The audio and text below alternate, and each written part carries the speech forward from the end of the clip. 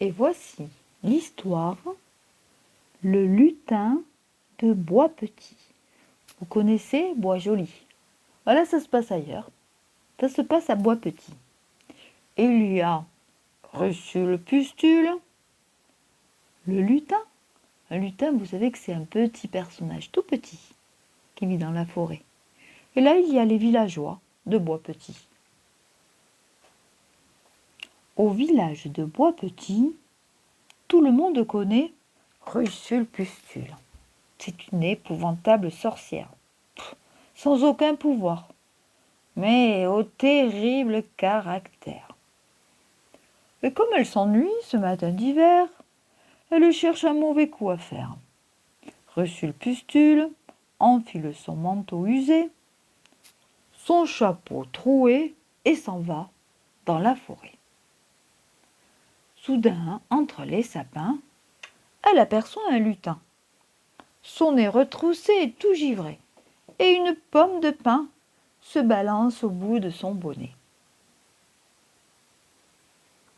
Le lutin s'arrête devant un gros rocher rond et luisant comme une pièce de monnaie. Puis il le frappe 3 fois avec sa pomme de pin, pam, pam, pam, en fredonnant ce refrain. Pomme de pin, pom pom malin, laisse-moi entrer dans mon rocher. Aussitôt, une porte apparaît comme par magie, et le lutin rentre chez lui. Intrigué, Russule Pustule court jusqu'au rocher. Mais la porte disparaît.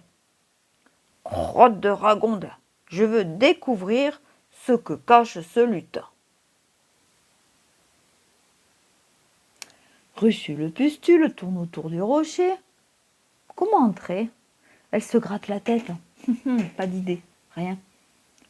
Ah si, elle ramasse une pomme de pin, l'accroche à son chapeau et tape sur la pierre en chuchotant le refrain. Pomme de pin, pompon malin, laisse-moi entrer dans mon rocher. À ces mots, un éclair projette Russule Pustule en arrière. La sorcière atterrit sur le derrière, très en colère. « Lutin maudit, je finirai bien par savoir ce que tu caches ici. » Le lendemain, cachée entre les sapins, la sorcière guette la sortie du lutin. Guetter la sortie du lutin, c'est-à-dire qu'elle se cache pour pouvoir le voir quand il va sortir. Enfin, la porte réapparaît comme par magie et le lutin se retrouve nez à nez avec Russule Pustule. « Hé, petit, si je te donne des gâteaux, tu me laisseras entrer ?» « Non, merci, dit le lutin. »« Bon, ben tant pis, je vais crier sur tous les toits, je vais dire à tous les gens du village que tu habites ici, et tout le monde viendra te voir. » Le lutin réfléchit, agacé. Agacé, ça veut dire énervé. Si je suis généreux avec cette casse-pied, elle me fichera la paix. Et 3 coups de pompon après, les voilà dans le rocher. Dans ce rocher, le lutin vit dans un endroit merveilleux, tout brille. Le lustre est en diamant. Le diamant, c'est des pierres ce sont des pierres très rares. Ce sont des bijoux. La vaisselle en argent. Tout brille, tout est éclatant. Le lutin offre à la sorcière un thé fumant, puis il lui tend un coffret d'or, en grommelant. Maintenant, rentre chez toi, mais n'oublie pas, si tu parles de mon rocher, tu le regretteras. Ébloui par ce trésor, Russule Pustule s'en va, sans dire merci. De retour au village, elle file s'acheter de beaux vêtements. Un collier de rubis, ce sont des pierres rouges très précieuses. Et même un château, le plus grand, le plus beau des châteaux. Russule Pustule envie que tout le monde soit jaloux. Alors elle se pavane, elle fait la belle, elle fanfaronne à Bois Petit. Les villageois s'étonnent. Oh, comme vous avez changé, que vous est-il arrivé? Russule Pustule ne peut résister. Oh, si vous saviez, j'ai rencontré un lutin dans la forêt. Il vit dans un rocher en pièces de monnaie. Et, oh, pouf! À ce moment-là, partit en fumée sa fourrure, son collier. Revoilà son manteau usé, et son château, et son or.